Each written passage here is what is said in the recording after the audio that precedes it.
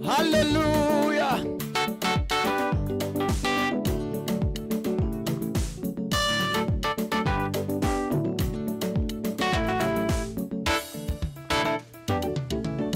Numvise mugezi wanjye ashima anyibutsa iby'imbaraga zawe. Numvise mugezi wanjye ashima anyibutsa iby'imbaraga zawe. Kandi nanjye mfite icyo cyifuzo. Oya we, oya sinatamara amasa. Numvise mugezi wanjye ashima anyibutsa iby'imbaraga zawe. Numvise mugezi wanjye ashima anyibutsa iby'imbaraga zawe. Kandi nanjye mfite icyo cyifuzo. Oya we, oya sinatamara amasa. Kandi nanjye mfite icyo cyifuzo. Oya we, oya sinatamara amasa.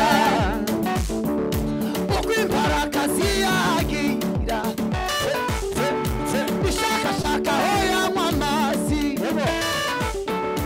Uko imbaraga ziyagira ishakashaka aho yanywa amazi. Niko umutima wanjye ukwifuza. Oya we, oya sinatamara amasa. Niko umutima wanjye ukwifuza. Oya we, oya sinatamara amasa.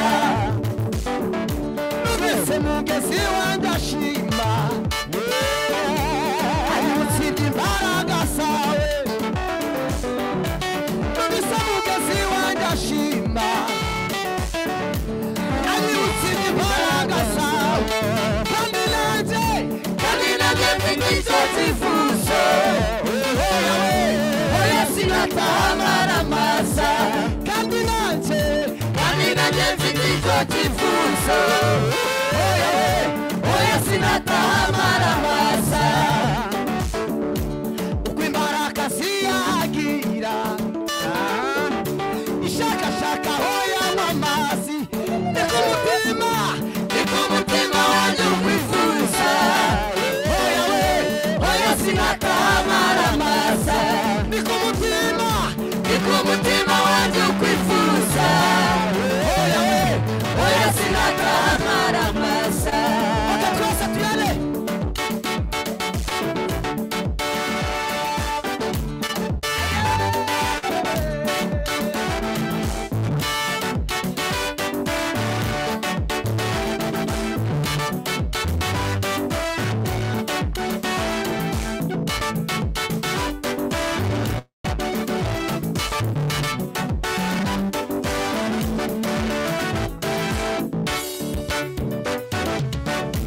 Wa mugore warurwaye yagukoze warakira. Baritima yagusaze umukoze warabona. Wa mugore warurwaye yagukoze warakira. Baritima yagusaze umukoze warabona.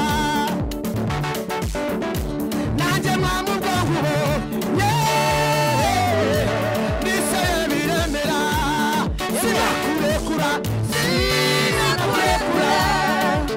Erega mana we, Rega sinakurekura.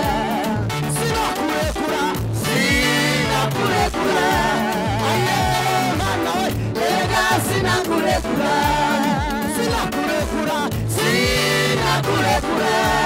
Aye mana we, Rega sinakurekura. sinakurekura. Rega sinakurekura. Aye mana we, Rega sinakurekura. namenye kuri sewe imigisha. Namenye kuri sewe imigisha. Imana yimuriye. Rega sinakurekura. Namenye kuri sewe namenye kuri sema imigisha Imana yimuriye erega sinakurekura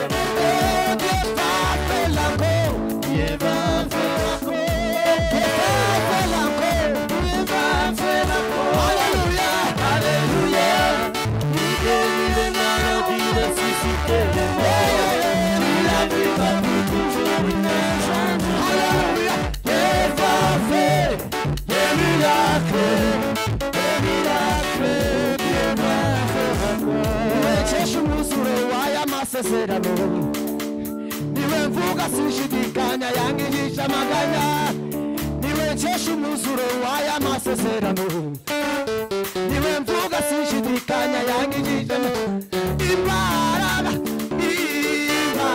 zawe Uwiteka Uwiteka mana yanjye zitumye nongera kw'iriba ry'ama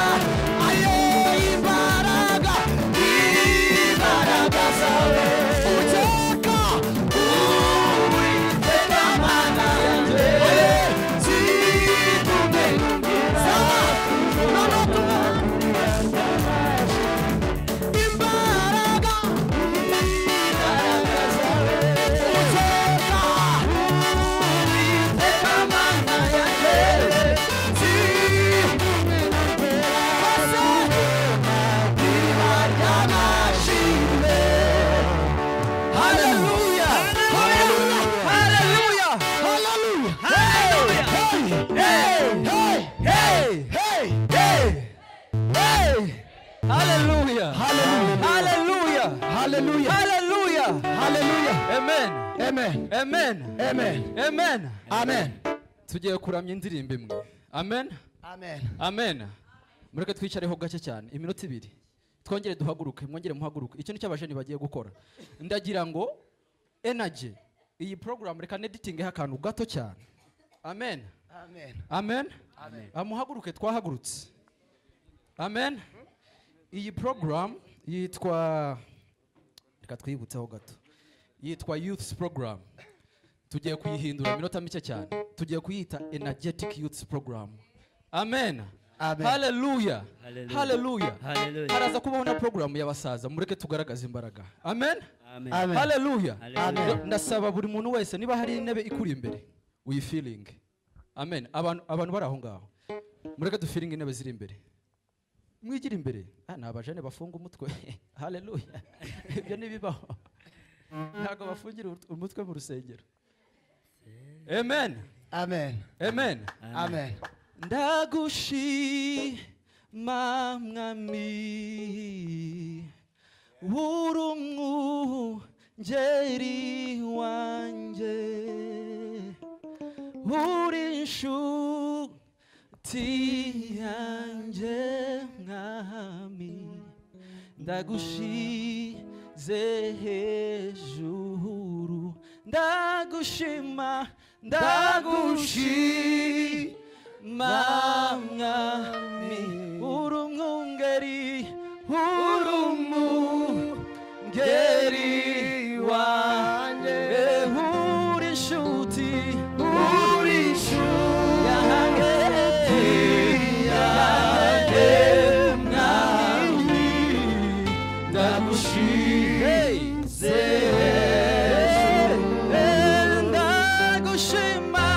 ndagushima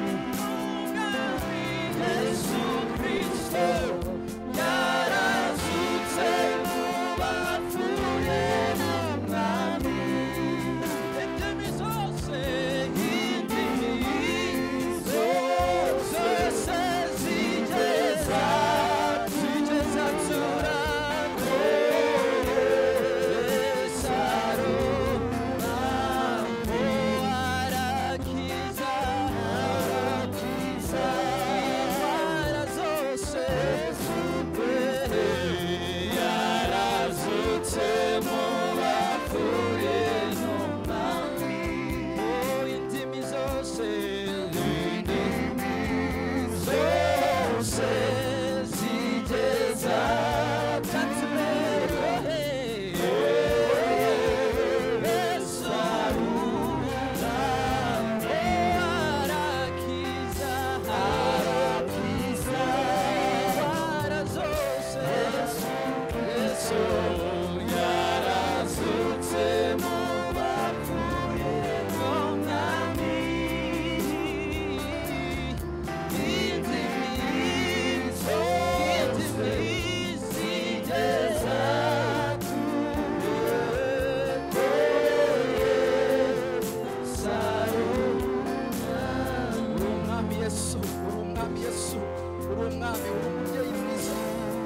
nawe ikuzo n'icyubahiro n'ibyawe amashimwe kuri munsi na yawe mwami amashimwe ya yuti na yawe na munsi nawe usa nawe papa nawe usa nawe Yesu uri umwami urahambaye Yesu urakomeye urahambaye Yesu urahambaye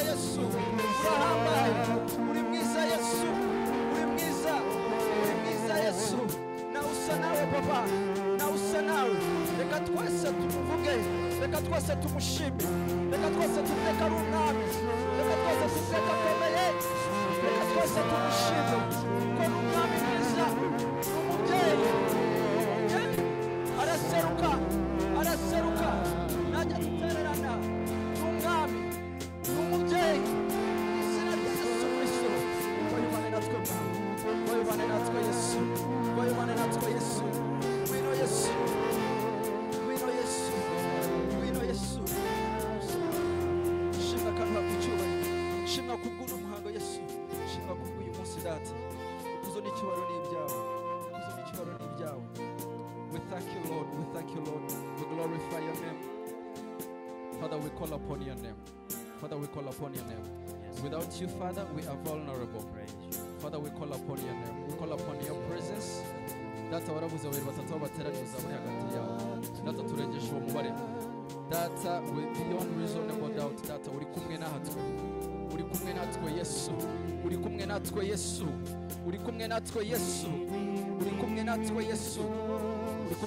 Yesu let this be a revival data reka ibe a U-turn to each and every juvenile data kuri buri musore wese n'izina rya Yesu Kristo reka ibe a mind change n'izina rya Yesu data reka dufilinga your presence reka dufilinga kubaho kwawe data reka ibe a memorable day reka uyu munsi uri remarkable in the mighty name of the Father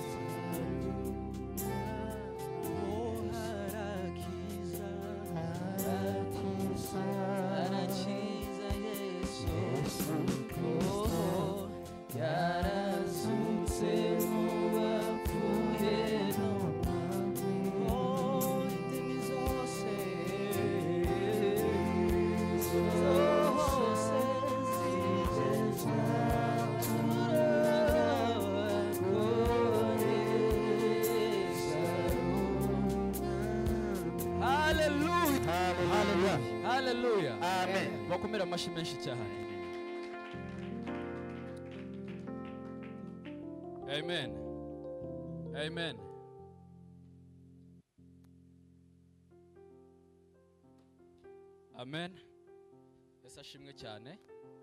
Esa shimwe cyane.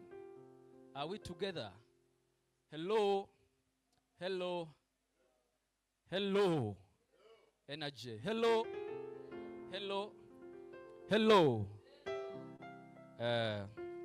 I'm so humbled kuba imbere yanyu. Ndashima Imana kubw'uyu munsi. Amen. Ndagira ngo mumfashe dukomera amashibaho community bateguye no munsi. Yeah. Navuganaga na Claude kare. I was like, Pastor, we should arrange this because more often tukabigira twice in a year, once in a year. Kikabigikorwa ngaruka mu mwaka. How do you see? Amen. Nabyo mwabikomera mu mashi menshi cyane. Amen. Tugiye gusubira mu kagakorwa ko gusuhuzanya gato cyane kuko abantu benshi nibwo bakiza. Mugiye kumfasha ugiye kugenda around, sibyo? Ushaka abantu batanu utarabona ubasuhuze. Abantu batanu umenya amazina yabo. Nakantu koroheje cyane kandi mureke dukore speed. Muhaguruke. Mvuge English, mvuge Luganda. amen. Mureke duhaguruke ushaka abantu batanu utazi amazina ubasuhuze, umasteringa amazina abiri rimwe. Yes, aha, yes. We ntago yarazi.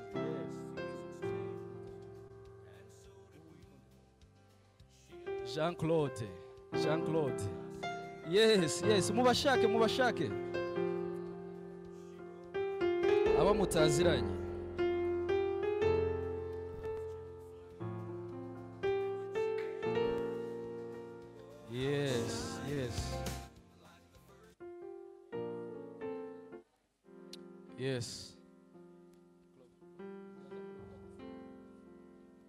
Yes. Hallelujah.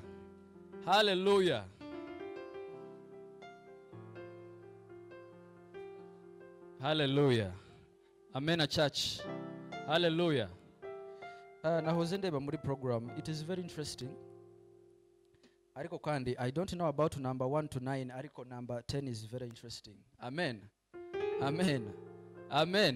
Yes, ashimwe cyane. How many of you are happy to be here? Anybody happy? Anyone happy? Tugeze mu kanya ke duhaguruke. Akantu ko guhaguruka mu gihe kukitaho cyane ko tugiye gukora kenshi. Amen. Hallelujah. Hari abantu bari inyuma badashaka guhaguruka. My sister, hello. Ari ngukumbuye cyane iminsi myinshi. Dufite Faith Center representatives batuwevingiraho gato. Faith Center Church. Amen. Mwakomere mu mashi menshi cyane bitanze.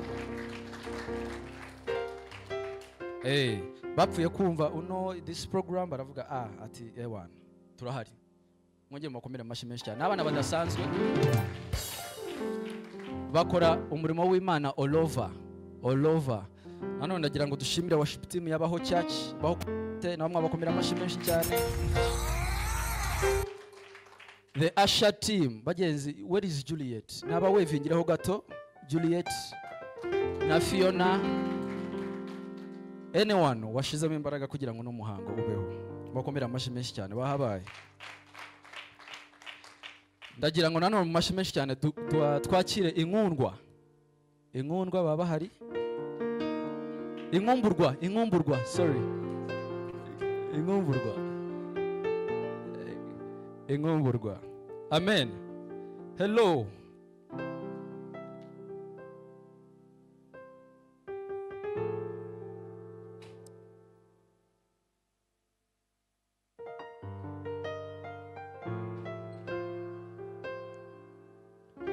Ndagira ngo dufatanye twakira abantu turi kumwe n'umushumba wacu Pastor Karegeya Rose. Komera amashi menshi cyane. Kandi urabona ko kabisa yabyambariye no muhango wa youth. Amen. Ndagira ngo none dufatanye mureke tube turi kumwe. Ndagira ngo none dufatanye twakire Mr. Raymond uri kumwe natwe no munsi.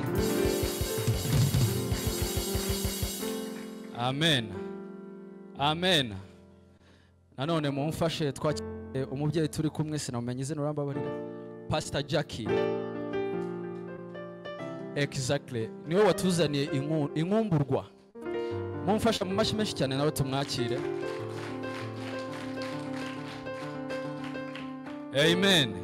Amen.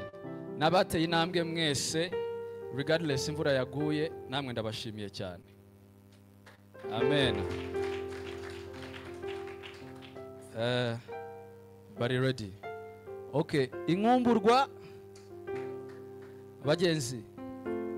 By space. Okay. All eyes on the door. Twakira inkumburwa.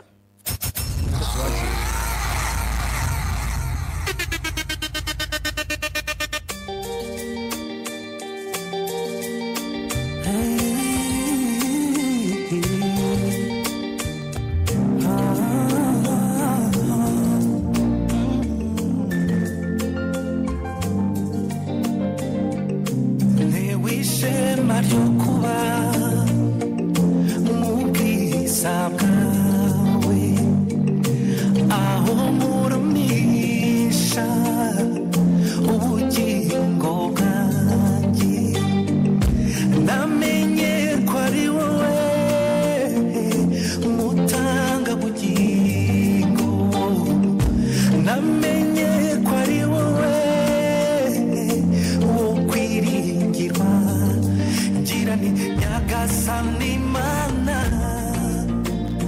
mubyeyi wanjye uhorana nanjye undinda mu ntambwe zanjye ngufitiye ituro akira umutima wanjye uwawe nawe uwanjye warakoze mana warakoze mana warakoze gitare warakoze mana nawe uwanjye nawe tuvugura baruta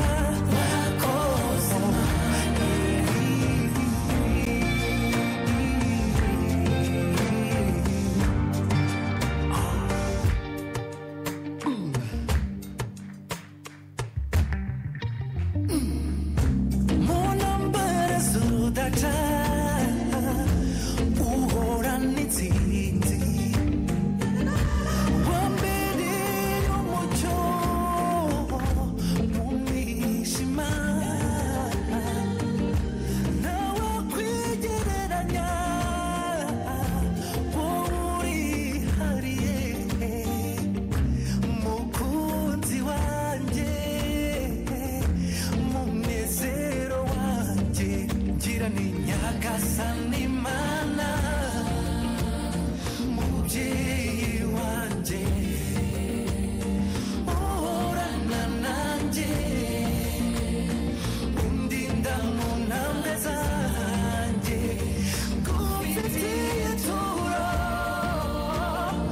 akira umutima wanjye uwawe nawe uwanjye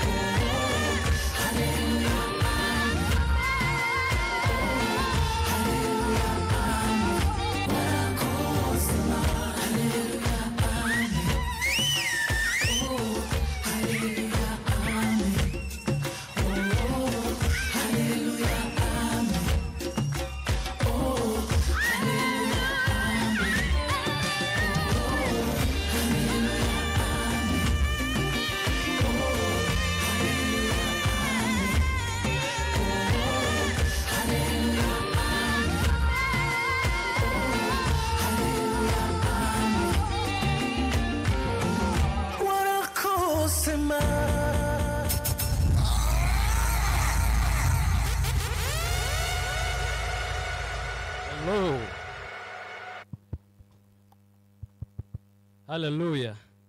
Amashyi menshi cyane ku nkumburwa.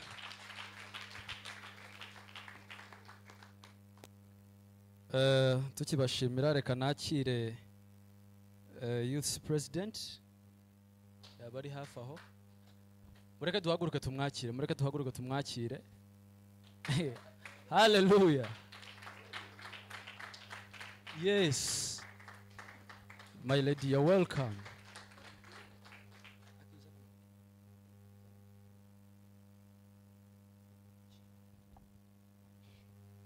Ese shimwe cyane. Hallelujah. Amen. Hallelujah. Tubanje gushimira abana bano bantu bararenze. Ni wowe Dinyo? Ninde? Mwakoze cyane. Imana ibahe umugisha. Dushima Imana kubw'uyu mugoroba. Shema.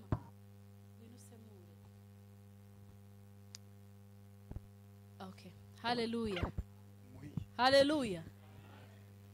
Mana yanjye. Murishimye namwe? Are you happy?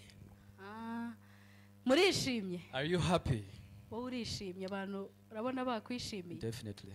Cyangwa yaba bangamiye? Hell yeah. Hallelujah. Amen. Hallelujah. Dushimye Imana kubw'uyu munsi udasanzwe. Thank God for this beautiful day. Kuba mwitabiriye ubutumire bwacu. That you've showed up. Muri abantu badasanzwe mwese. You unusual people. Buri muntu wafashe umwanya we agategura dress code twari twumvikanye akabishyira mu bikorwa gashowing up uyu munsi. Imana igumugisha. Everyone who managed to follow the dressing code that we had planned and then you finally showed up on this beautiful day. May God bless you. Nago kubashimira cyane ari dress code. I'm not thanking you much for the dress code. Ndi kubashimira kuba mwarafashe uwo mwanya mukabigira ibyanyu namwe. I'm thanking you for have prioritized this day. Uyu munsi si ukurya gusa. This is not just a day for eating. Usibye yuko nabyo bihari turarya. Turarya. But again we are also going to eat. Ibiryo byinshi. Much food. Kandi byiza. Good food. Duhage cyane. Hello. Hallelujah. Hallelujah. Ariko but turigana ijambo ry'Imana. We are going to share the word of God. Turishimye kuba turi kumwe na Raymond. We are very happy to be with Raymond amidst. Okana mukoze kari keza cyane utagasemura. Ko guhita mukoma amashyi. Hallelujah. Hallelujah. Ku giti cyanjye Raymond ni inshuti yanjye. Personally Raymond is a friend, me too. He's my dear friend. He's a friend to Dusaba and me. Twese ariko he's a friend to all of us. All of us ni inshuti yacu twese. Uyu muntu ari gusemura ibyo nari kumubwira. The translator afite ibibazo. Bibivuga kandi batamenya ko ufite imico mibi. Yes. Hallelujah. Hallelujah. We are very happy to have you again, Raymond. Turishimye kuba dufite Raymond no munsi. Thank you for loving us. Urakoze cyane. We love you as well. Turagukunda. We missed you. Twaragukumbuye. Thanks for showing up. Wakoze kuza. And we can't wait to hear from you. Yes. Yes. Like you inspire us a lot. Aratwispira. And we love you, Raymond. Kandi turamukunda. Yes. Then nsabe abantu dukorana muri komite y'urubyiruko. I want to ask baho committee. Abantu dufatanyije muri leta y'urubyiruko. People that serve. Ari jewe perezida. I'm the president ha. Ndahera kuri vice perezida. I will start with the vice president. Ahaguruke yegere ejuru. Let us stand up and wave to you. Uwo ni vice perezida wanje. That is my vice president. Secretary wacu international. Our international secretary, where are you? Miss is over there. Brete gato ni vice president yitwa Scovia. Vice president is called Scovia. Rya zina rindi ryo hari amazina. That other name is a little bit complicated. No, it's not complicated. Hey, okay, sorry. It's okay. Okay. Ariko ari amazina tuyakoresha on other occasions. But the other name acts when you going for. Nushaka kumenya irirenze Scovia umwegere. If you want to know some other name, you can come to her. Secretary yitwa Linker. Secretary is called Linker. Muramubona? That beautiful lady. Ariko we izina rye kurivuga kubera ko riri a little bit unique. But her name, I'm forced to mention it because it is unique. Izina rye yitwa. Her name is called She's tunarisobanura mu cyongereza. I will have to translate it. Yitwa Bamurebe. She's called Bamurebe. Look at her. Muhindukire mu murebe mwese. Turn around and look at her. She's called Look at her. Bamurebe. Uriya niwe secretary wanje. She's my secretary. Tukagira advisor wacu ndabona nari kumubona. We have advisor. I'm looking for them. Where he she. Advisor banza haguruke mbone kumuvuga izina. Our advisor, Mr. Yitwa Benon. He's called Mr. Benon. N'abantu tuyoboranye muri leta y'urubyiruko. He also serves. Nawe nimushaka kumenya rya zina mu mwegere. If you want to know the other name, you n'abana can beza get close to cyane him. nimubatinya. They're very good people. Hanyuma And then uyu munsi ni umunsi udasanzwe. this day is very unusual. Niwemere gutaha nk'uko waje. Don't go just the way you Nababwiye came. turarya cyane. I told you we're going to eat a lot of Cyo ni food. ikintu cy'ingenzi. Very important issue. Ndabizi mwese Very murishimye. important issue. Bano bavandimwe bavuye kubyina baba babyumva cyane wenda bakoresheje imbaraga. People who are here dancing know it Ariko na better. worship team They use energy. Even the worship team, nabo babyumva. they can tell. Haleluya. Amen. Hallelujah. Aha twatewe iteka. We are blessed. Dufite abashyitsi muri twe. We have visitors amongst Mbere us. yuko mvuga abashyitsi rero. Before I go any further, Giye kubanza pastor wacu muramuzi. do you know our pastor? Ni ikibazo? That is a big problem. No, it's a question. Pastor Hey, it's muramuzi. a question. It's a question. Translate. Pastor wacu muramuzi. Do you know our pastor? N'abashyitsi muramuzi. Even the visitors. Abashyitsi muzi pastor wacu. Do you know our pastor? Sawa wanyereka pastor wanjye. Sara from Faith Center. Faith Center committee over there. Ndabona mubwira kareba inyuma. Clap for them. Banange Faith Center. You people, you are amazing. Amazing Giye people. gusaba pastor wacu. I'm going to request our pastor. Ariko kambe muretse gato. But before I do Sibyo? that, Reka mbanze ndi recognizing a presence ya pastor wadusuye. let me recognize the presence of our Ni visitor, umubyeyi udukunda. guest. Iyo our twagize parent. ibirori abantu b'abakristo babaho muramuzi cyane. Whenever we organize such events, he turns No. up. She's She one turns up. she's one of Baho Church.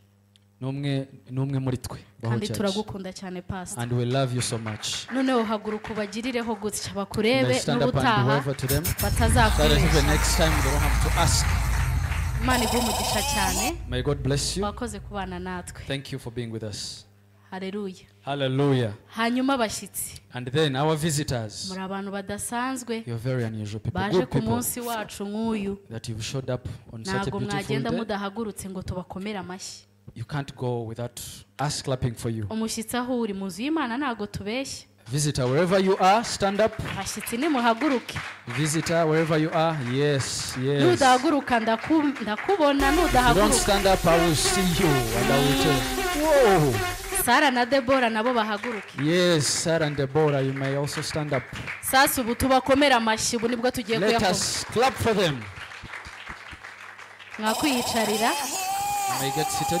Ndabizi ubu mwari mufite ubwoba muzi ngo tugiye kubaha mikoro. I know you were trembling, thinking that we are going to give you the Mutubwire microphone. amazina yanyu. Tell us your names. Ariko But no, we are not going to do that today. turababonye.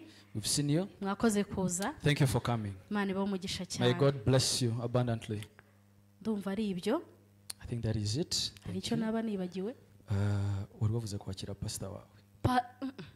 Ntabwo icyo nakibagirwa. Hey, okay. Useka Okay. wambariza biki. So reka dufate uno mwanya. Let us use this time. Ndumva uno musemuzi ndi bumwirukane Amen. bitewe n'ukuntu avuga. Amen. Rero uyu musemuzi This translator ni umuvandimwe wanjye. is a brother to me. He's my brother. Yes. Niwe nkurikira. Yes. Bisobanure mu kindi I kintu. follow her. Aha. Yes. Noneho uyu musemuzi This translator you're seeing here. ashobora kuba kamera atayisize mu rugo. Amen. Hallelujah. Yes. Akaba yibagiwe Forgetting. ko turi mu nzu y'Imana. Yes. Hallelujah. Turi kumwe n'abakozi b'Imana. We are with God's people Ariko today. turakundana Yes. tukagiramo n'akantu k'abavandimwe bakurikirana. Sometimes. Niba ufite umuvandimwe muri kurikirana. Niba ufite umuvandimwe mukurikirana. If you have a sister or a brother here. Urabizi ukuntu mubanye. Yes. Uyu wanjye rero yansemuriye uyu munsi. Ntago bikenewe. Arimo aribagirwa kamere ikamuzamukana. Si ngombwa. Ari- Amen. Amen. Hallelujah.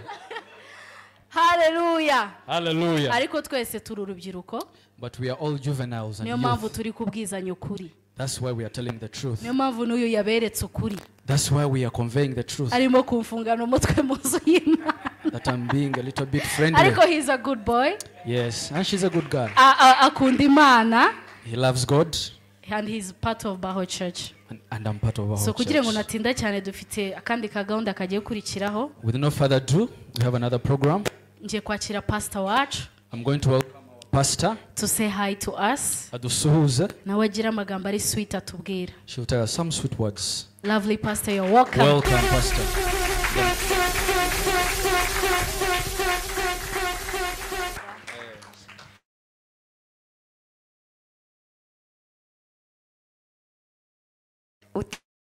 To your neighbor and tell them Baho in the mighty bakundi name of mujya Jesus. musuhuzanya nk'abajama. The way you normally greet as guys, you know.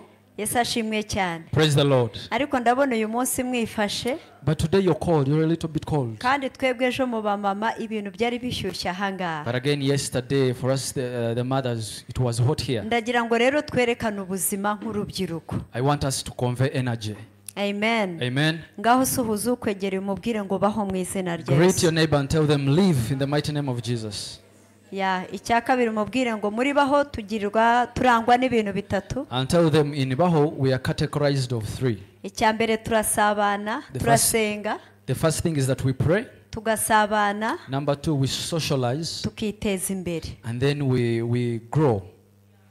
Yes. Okay, tukiteza We develop imbere. ourselves. Okay, Yeah, haleluya. definitely. Hallelujah. Uyu munsi rero muri aya masaha byose bitatu tugiye kubikora. Today in this very hour, we are going to do the 3. Twasenze, We've prayed. mu kanya turasabana. In a few minutes, we are going to socialize. Inyigisho tugiye kwiga hano ziratuma twongera kwiteza imbere. The preaching that we are going to receive will make us develop ourselves. Ndakwinginze uyu munsi nuve hano nk'uko I waje. really ask you, don't go the way you came. Amen. Amen. Turashimira Imana mwese turabakiriye mu izina rya I Yesu. welcome all of you in the mighty name of Jesus. Abashyitsi bavuye kwa Bishop Kamuzinzi Faith Center. Our visitors from Faith Center Church, Turabakiriye Imana ibaha we umugisha. welcome you. Abavuye Nyakariro From Fire. Nyakariro, fire. ya namwe turabakiriye mwakoze kuza. We also welcome you. Thank you for coming. Hanyuma rero nko muri baho reka natwe twiha amashyi twiyakire. And then the Baho community, clap for yourselves. Amen. Amen. Mwakoze kuhaba. Thank you for being here. Dushimiye Imana kubw'umukozi w'Imana Evangelist International Henry. We thank God for the man of God, Evangelist Raymond. Henry Hey, Henry. tumuzi tumuzi Henry. akiri mutoya. I've known him ever since he was young. Ubu ni umugabo, And now he's a man. arubatse He has a family. kandi ni umucuruzi. And he's a businessman. Afite amafaranga. He has money. Ubwenge hehe. Knowledge in the head. Kandi ibi bintu bitatu urubyiruko mu bitunge mu izina rya By the Yesu. way, I need the youth to have these 3 Ubwenge things. mu mutwe, Knowledge in the head. Yesu mu mutima, Jesus in your heart. amafaranga ku mufuka. Money in your pocket. Amen. Amen. Henry ahagaze ku bututi bwinshi muri Kigali. Henry has been on a lot of podiums in this Ni Kigali. bande bazi Apostle Mignoni? How many of you know Apostle Mignoni? Okay. Uyu Okay. muntu niwe umusemurira. He's the translator. Murumva tutagiriwe amahirwe se? Don't you think we are privileged to have him today? Ariko mujye mwishima yewe. Clap your hands. Wakoze kuza. Thank you for coming. Amen. Amen. Uyu munsi rero tugiye kwiga ibintu byiza cyane. Today we are going to have a very good preaching. Turifuza yuko tuva ku rwego tukagera ku rundi. We wish we could get from one level to another. Ya ndagira ngo nshimire Pastor Ray. I would like to thank Pastor Ray. Ejo naramushimiye namuvuzeho ibintu byinshi cyane. Yesterday I thanked him and said a lot about him. Ariko buri ko azajya agaruka nzajya muramushimira. But any time he comes, I will be thanking him. Hari akantu iyo tusuhujanyije akunda kumbwira ngo I love you. Whenever I greet him, he normally tells me that I love Ariko you. wasuhuje ukwegera ukamubwira ngo I love Could you. you please greet your neighbor and tell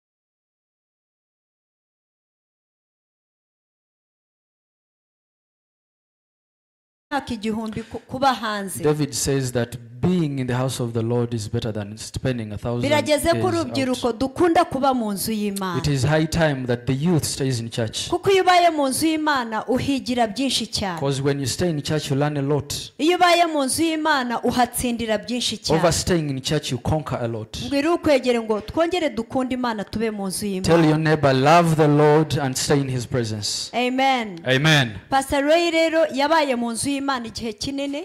Pastor Raymond has served the Lord for a big time. Yararirimbye nk'uko mwaririmbaga hano. He sang just like you've been singing around Yabaye here. umucuranzi w'ingoma. He was a pianist. Yacuranze ibintu byinshi aba mu nzu y'Imana. He's done a lot. Amen. Amen. Rero nagiriwe amahirwe kujya mu nzu ye. So I was privileged to be in his house. Ndaharara iminsi 3. Slept there 3 days. Ni umugabo ufite Imana muri we. He has the Lord in him. N'umugore witwa Masha. Even his wife called Masha. Ni umubyeyi mwiza cyane wadukunze akatwitaho. She's a good parent that loved us and cared for us. Amena. Amen. Yesu ashimwe cyane. Praise the Lord. Nawe Imana iguha umuntu ugukunda gucumbikira. May God give you a person that loves you and cares for you. Ya hari igihe umuntu agucumbikira bira ariko we yaraducumbikiye. A person might accommodate you. Hari Normally, umuntu wegeze kuducumbikira muri California there is a person that accommodated us in California. ariko adufata nabi. But again, the care wasn't that good. Kandi we yaje naha tumufata neza cyane. Yet, previously, he had come here in Kigali and we handled him Ariko very well. twebwe tugezeyo adufata nabi turibaza biradushobera. But when we went there, he never cared. Atwima ibyo kurya. He never gave us food. Can you imagine? Noneho inzara yo muri Amerika irakurya cyane ukumva mararate. Hunger in US is another problem. Upfa kubyuka ukumva mara yose pe utengurwa mu nda. You wake up hungry. Noneho mudamu akajya yigira hanze ku rubaraza akatwihorera turasonza pe. She could just wake up, stand on the veranda, left us.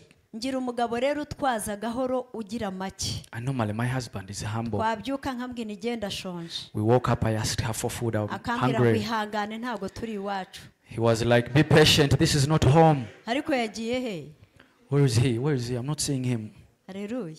Hallelujah. Noneho ndambwira ntago wanzanye muri Amerika gupfira inaha. And I told him, you didn't bring me to the United States to die Hari igihe here. mvuga ibintu mukagira ngo ni blag ariko nuko mvuga I giye. was like, I have to die in Africa. Nkambwa nsubizayo muri Afrika ngiye kurya. Take me back in Africa to eat and die there. Ngo wowe ihangane. Be patient. Turaza kugenda tujya hano tuzane imigati. With the time we are going to get bread.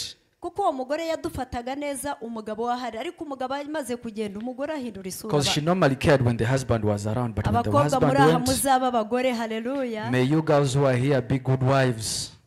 Noneho tuva muri urwo rugo tujya mu rundi rugo. And then we shifted to another home. Aranatubwira ngo mbajyana ahantu. And she told us, can I take you somewhere? Noneho tugeze muri urwo rugo tuhasanga umugore ufite urugwiro. When we arrived there, this woman was so loving, caring. Arangije aratubwira ati mbakire mbaha iki cyo kurya.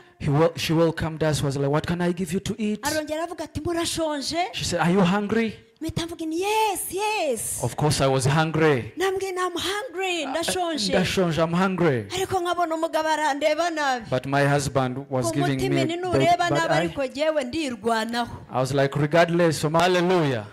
Mureke duhaguruka ku maguru yacu gatoya cyane, gato cyane, ni minota mike cyane. Amen. Amen. Amen. Hallelujah. Hallelujah. Mwakuyicarira. Stretch. Kari ka stretch gasanzwe. Kari. Nabikaze kari ka stretch. Amen. On such a day, it is very important yuko twasharingaho ubuhamya hagati yacu. Dufite ibitugora byinshi, abasore harimo bakuru bacu, harimo aburungano rwanjye, harimo abo nduta. Dufite challenges bitewe n'imyaka. Amen. Amen. Bamwe muri twe bakuriye mu gakiza, ababyeyi bacu ari abashumba, nago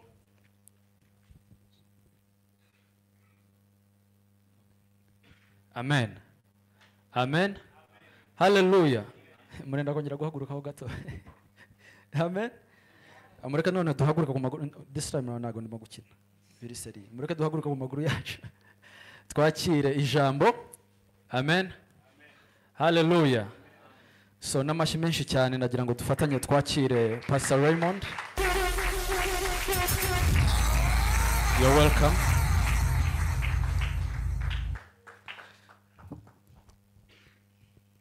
Thank you. Ooh. Let's see what I have here. Just a minute. Okay. Hello, you can sit down. Mwaba mwicaye. It's good to be here today. Nishimiye kubana namwe uyu munsi. I've come to Rwanda about 10 or 12 years in a row. Maze kugera mu Rwanda nk'inshuro 12 buri mwaka, imyaka nka 12 ngaruka buri mwaka. But I missed last year. Ariko umwaka ushize ntabwo naje. I planned to come. Narabiteguye. I got my ticket. N'amatike y'indege I nyafite. went to the airport. Njya no ku kibuga cy'indege. And I got my boarding pass. Bama itike yo kwinjira mu ndege umwanya nicaraho.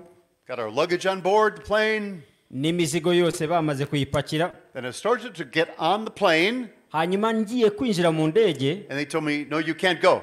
Barambwira oya wigenda. He said, you have to have a new visa. Barambwira ngo visa yawe I yararangiye. said, I didn't hear about a visa. Ndavuga visa ntago nari He mbizi said, ko well, you bayisaba. can't come. Barambwira ntiwagenda. So he took my luggage off the plane. Ibikapu byanjye babikura mu ndege. And I had to go back home. Hanyuma nditahira nyine. So I missed coming here. Rero umwaka ushize sinaje. I was very sad Birambabaza because I cyane. love all of you. Kuko mwese I ndabakunda. love Rwanda. Nkunda u Rwanda. I love Pastor Rose and William. Nkunda Pastor Rose na William. I love being with you. Nkunda kubana namwe. I love your singing and worship. Nkunda indirimbo zanyu no kuramya Imana. I really liked your dancing. Noneho nakunze n'imbyino zanyu. I was surprised to dance with them. Nanjye bantungiye barampagurutsa ngo mbyinane nabo. Maybe you should have your worship team come to America. Wenda izina ryanyu riramya mwarizana muri Amerika. And I'll come here and dance. Hanyuma jewe tukagurana je nkaza nkabyina. No. I won't embarrass you. Well, it's good to be here. My name is Ray Santani. Nishimiye kuba hano izina ryanjye ni Ray Santani. How many people have seen me before? Ni bangahe bambonyeho na mbere hose? Atari ubwa mbere umbonye. Few of you from Bajo. Bamwe muri mwe bo muri Baho. Well, I'm let's see. I'm a pastor. Ndi umushumba. I'm an evangelist. Ndi umuvugabutumwa. I play drums. I'm a musician. Ndacuranga ku ngoma. I'm a what else do I do? I'm a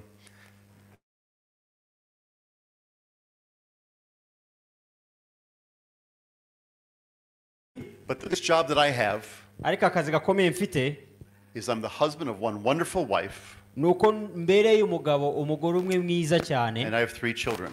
kandi dufitanye abana batatu. Yes. But after all those other things I did for most of my life, Ibyo bindi byose nakoze mu buzima bwanjye. God called me to become a missionary. Nyuma yabyo Imana yamamagariye kuba umukozi w'Imana ugenda So now amahanga. I travel all over the world. Ubu rero ngenda ku isi hose. I just got back from Thailand. Nibwo nkiva muri Thailand. In a couple months I'm going to Italy and Pakistan. Mu mezi make nzajya mu Butaliyani no muri I'm Pakistan. going back to Thailand and India. Nzongere nsubire muri Thailand no mu Buhinde. But of all the places that I go to, Ariko aho njya hose I love coming back to Africa. nkunda kugaruka muri Afrika cyane. I love it here. Hano narahakunze. Because I see you all loving Jesus Christ. Kuko mbona urukundo mukunda Yesu Kristo. So how many people love Jesus here? Ni bangahe bakunda Yesu hano? Amen? Amen. Amen. You know what that makes us? Iki ibyo bitugira rero We're brothers and sisters. bitugira bene data. I'm from America. Muri Amerika You're from Rwanda. nawe ukaba uturuka mu Rwanda. But we're part of the same body of Christ. Twese twaba turi umubiri umwe wa Kristo. Amen? Amen. So if I don't come back here, Rero ndamutse ntagarutse I will see you in heaven. tuzabonanira mu ijuru. But I'll try to come back Ariko nzagerageza kugaruka because I like it here. kuko ndahakunda hano. So before we start, Mbere yuko dutangira, how many people like to laugh? ni bangahe bakunda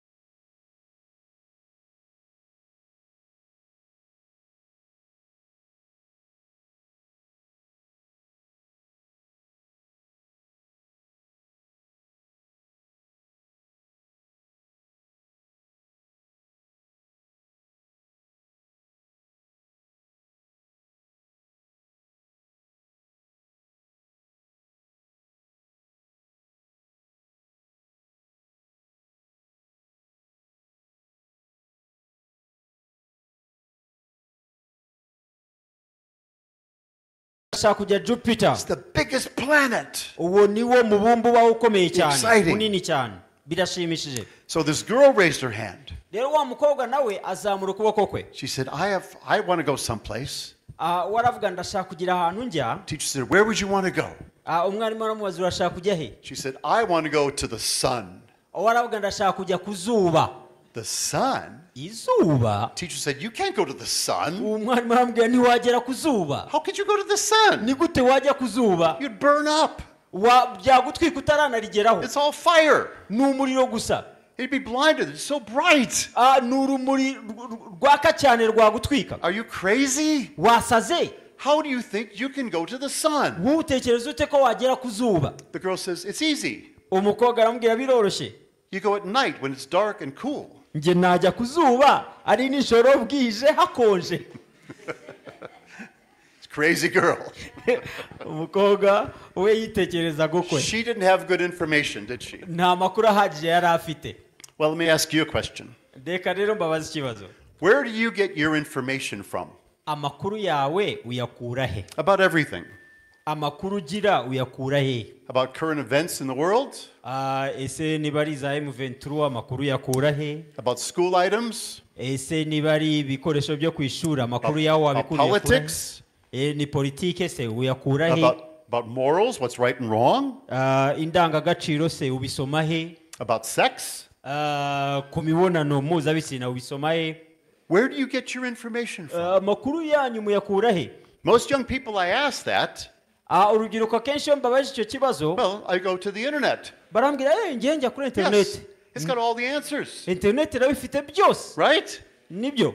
My kids all said, yeah, go to the internet. Abana banjye baravuga ngiye njya kuri internet. So do you learn everything from the internet? None ibintu byose wabyigira kuri internet. Or a lot of people say, I just go on Facebook. Abandi bakavuga njya kuri Facebook. How many people have Facebook? Ni bangahe bafite konti za Facebook hano?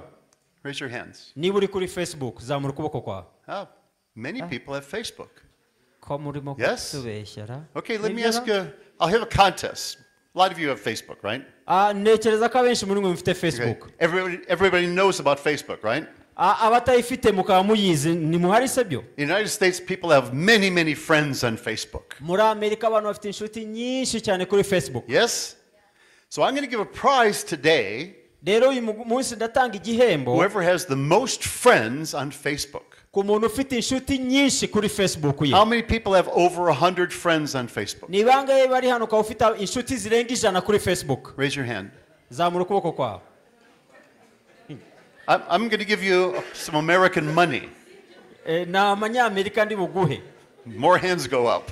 Noneho amaboko ndayabonye mwari mwabuze. Yes.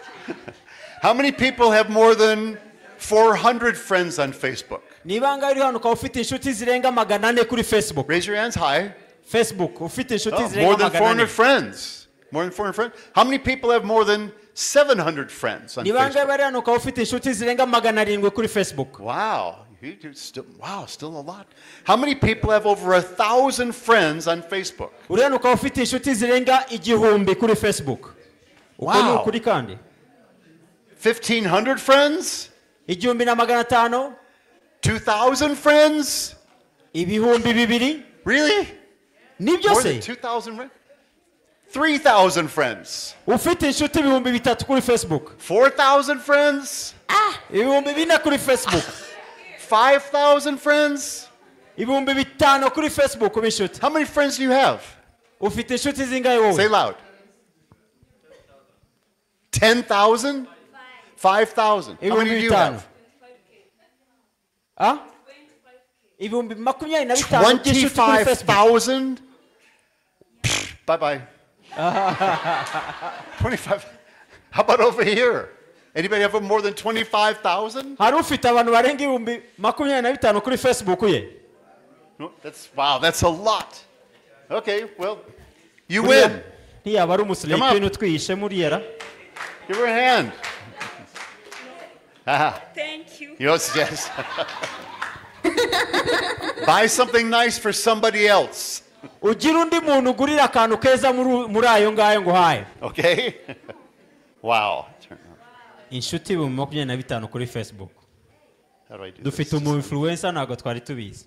Well, let me ask you a question, kambabaza ikibazo because I ask it for a lot of young people. nyibaza urubyiruko rwinshi cyane Most people have so many friends on Facebook.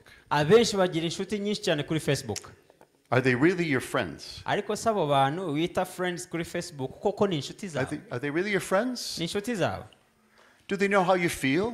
bazi uko umerewe Do they know how you're hurting sometimes? barabizi igihe waburaye Do they know when you're sad? barabizi igihe wagize agahinda mu mutima When you have a problem with your parents? cyangwa se warakaranyije n'ababyeyi bawe When you're depressed inside? wumva ubabaye mu mutima When you think nobody loves you? wumva nta muntu ugukunda When you have a hard time with a boyfriend or girlfriend? wa muhungu mukundana cyangwa umukobwa mukundana yaguteye akadobo They don't know that, do they? barabimenya ibyo ngibyo Facebook does not show that.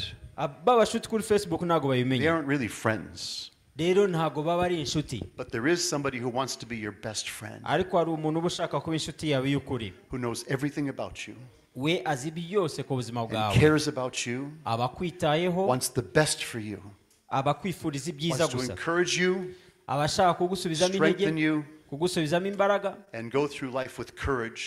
kandi akanyurana nawe mu buzima mu buryo bw'ubutwari Who is that? uwo ninde It's Jesus. ni yesu Jesus. Ni One of Yesu. one of my favorite scriptures in the Bible. kimwe mu byanditswe nkunda cyane muri bibiliya And think about this. mu bitekerezeho In John 15:13, muri yohana 15:13 it says, "No greater love has a man haravuga ngo ntawe ufite urukundo ruruta urw'umuntu than he laid down his life for a friend." upfira inshuti ze Who said this? ninde wabivuze Jesus. ni yesu Before he was going to die for you and me. mbere y'uko aza kugupfira wowe nanjye But then he says something after that. ariko nyuma yaho agira ikindi avuga And this always touches my heart. ibi nabyo bikora ku mutima wanjye cyane He says, "And you are my friend." aravuga ngo kandi muri inshuti zanjye Can you imagine ibaze the God of the universe uwiteka imana iri hejuru y'isi yose who created everything, yaremye byose the sun and the moon, izuba n'ukwezi the mountains and the trees? imisozi n'ibiti He created you and your bodies. yarakuremye arema umubiri wawe wose That all-powerful God iyo mana isumba byose that we can know just a little bit of. dushobora kumenyaho bike cyane kuri yo That God iyo mana who knows everything izi byose is your friend. ikitwa inshuti yawe He wants to be that close to you. irashaka ko mwegerana bene ako kageni You'll never have a friend like that in the world. ntabwo wagira inshuti imeze ityo muri iyi si He wants to be that close to you. arashaka ko mwegerana cyane Tonight I want to share with you my testimony. reka uyu mugoroba mbabwireho ku buhamya I bwanjye don't know if I've shared that at church. Have I shared that? sinzi ko nababwiyeho ku buhamya bwanjye mu itorero Most of you haven't seen me before. Because I learned a lot when God called me. kuko nize ibintu byinshi ubwo imana I yamamagaraga grew up in a very nice home. nakuriye mu muryango mwiza My cyane parents were great people. ababyeyi banjye bari abantu beza Rose said that we feed her very well. pastor rose yavuze ko twamugaburiye neza My mother was an Italian cook.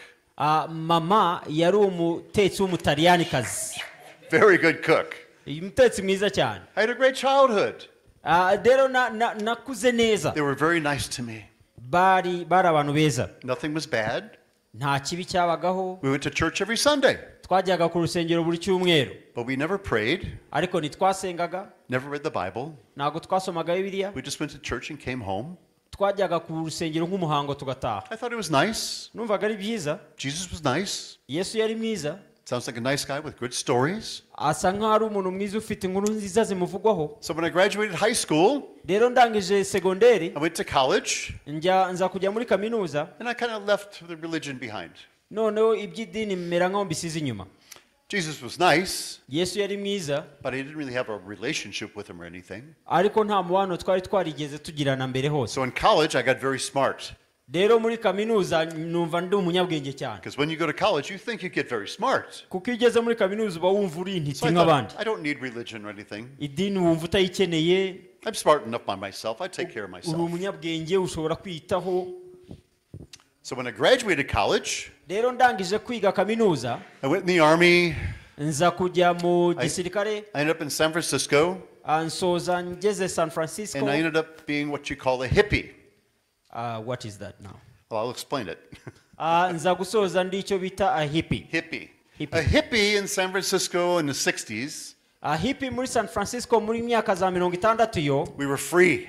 twari We did abanyamudendezo whatever we wanted to do. twakoraga ibyo dushaka byose Drugs, ibiyobyabwenge alcohol, inzoga party, kujya mu birori good music. gucuranga cyane kwishima We had it all. byose twari We tubifite did many things. twakoze ibintu byose bibaho So I tried all of that. rero ibyo byose ndabigerageza I thought I was having fun, numvaga nezerewe but slowly, ariko buhoro buhoro a couple of my friends started dying. inshuti zanjye zitangira gupfa Too many drugs. zishwe n'ibiyobyabwenge I saw people drink too much. nabonye abantu banywa by'indengakamere People having sex, ruining people's lives. abantu basambana bakangizanya ubuzima I thought there must be something more. noneho nkibaza hari ikindi kintu This kigomba kuba can't kirenze be, ibi can't be ngibi the answer. ibi ntabwo byakabaye I igisubizo can't live like this the rest of my life. ntabwo nabaho ntya ubuzima bwanjye bwose busigaye So I started searching. rero ntangira gushakisha Why am I here? kubera iki ndi hano What should I be doing here? ni iki ngomba kuba ndimo gukora hano So I kept searching religions. rero ntangira gushakisha mu madini Became a Hindu, njya mu bahindu became a Buddhist, njya mu babudisite Zoroastrian.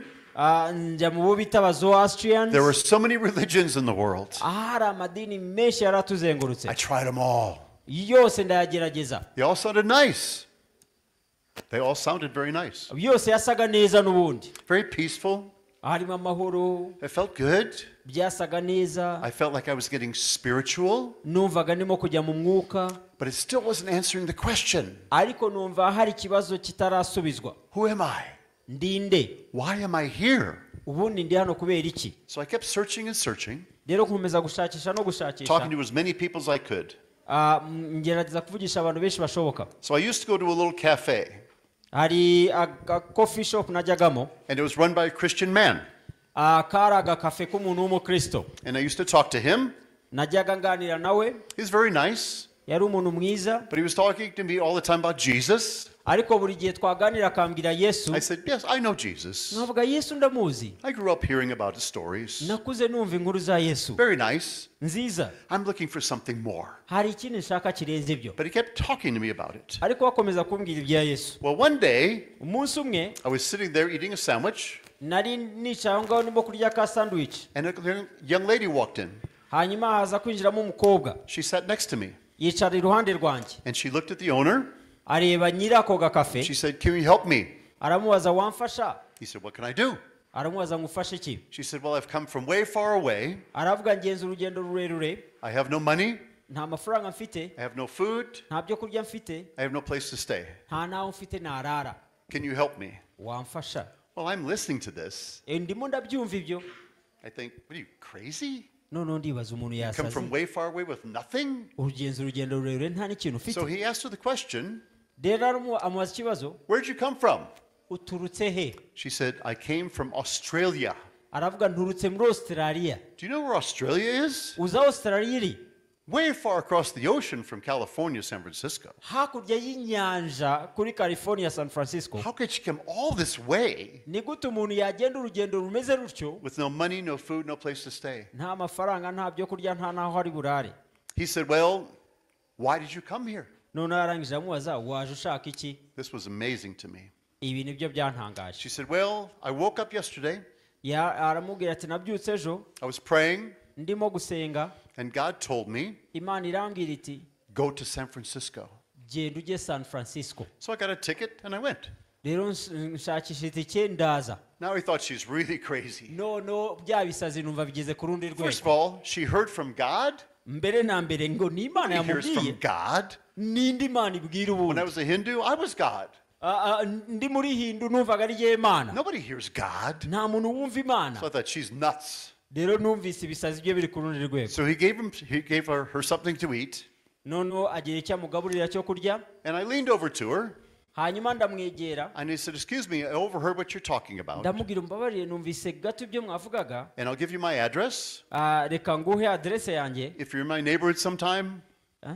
if you're in my neighborhood sometime, nusoza uri hafi y'aho ntuye I'll give you something to eat."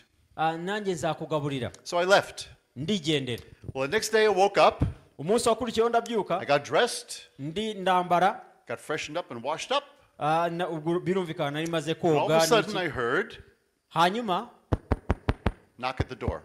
numva barakomanze. Open the door. There she is. Ndakingura mbona arahari. She said, I'm hungry. Aravuga ndashonje. I found a place to stay, Ndashaka aho but I kuryama. don't have any food. Simfite n'ibyo I said, kurya. oh, come on in. Ndamubwira karibu. So I gave her some breakfast. Muhe ibyo kurya. We talked a little bit. Turaganiraho gato. She was nice. Yari mwiza. Then she left. Arigendera. Next morning, Hanyuma igitondo I gikurikiyeho. woke up, got dressed. Ndabyuka ndambara. There she is again. Yari yahageze. Come on in. Karibu. We talked even more. Turongera turaganira. I got to know her a little bit. Noneho nza kumumenyaho gato. She was actually an interesting young lady. Nsoza numvise ari umukobwa nyine But then ushimishije. she left after I fed her. Arongera aragenda. Every day that week, Buri munsi icyo cyumweru cyose. every morning at the same time, Buri gitondo ku isaha imwe neza. she came to my door. Yajyaga aza agakomanga ku muryango. Well, Friday came. Noneho kuwa gatanu aragera. This was very different. Ibi byari bitandukanyeho gato. I woke up. Ndabyuka. There she is. Yari yahageze. But this day, Ariko uyu munsi we had breakfast twarasangiye. and we talked. Noneho And turaganira. she started telling me why she is who she is. Atangira kumbwira impamvu ari uko ateye uko. She started telling me about Jesus Atangira kumbwira ibya Yesu. and things I've never heard before. Ibintu ntari narumviseho na mbere hose. We talked all day long Turavuga umunsi urira. how Jesus loved me, Uko Yesu ankunda. how he died for me personally, Uko yampfiriye giye ku giti cyanjye. how he wanted a relationship with me, Uko yashakaga ko tubana. how he's the real God, Uko ari we Mana y'ukuri. and I need to turn my life over to him. Kandi ko ngomba kumwegurira ubuzima bwanjye. I've never heard these things before. Ibyo bwari ubwa mbere mbyumvise. So we had dinner. Rero tuza gusangira ibya She said, well, nimugoroba. I have to go, Ndamubwira nkeneye kugenda. but could we pray? Arambwira nkeneye kugenda ariko reka dusenge. I said, of course. Ndamubwira nta kibazo. So I got down to my little Hindu position, Rero ni mfukama kwa kundi kwa gihindu ukuntu bicara. but she got on her knees We arapfukama ku mavi ye. and she started talking to God. Atangira kuvugana n'Imana. I've never heard praying like this before in my life. Bwari ubwa mbere numvise umuntu asenga atyo. When I was a child, we read prayers. Igihe nari umwana amasengesho twayasomaga mu dutabo. But she was talking to God Ariko we yavuganaga n'Imana like she knew him personally. bimeze nk'aho amuzi ku giti cye nk'umuntu. She started thanking him and praising him for all he is. Atangira kumushimira amuramya amushimira uwo ari we. Then she started praying for me. None agera atangira kunsengera. God, just touch Ray's heart. Mana kora ku mutima wa Ray. Help him to know you.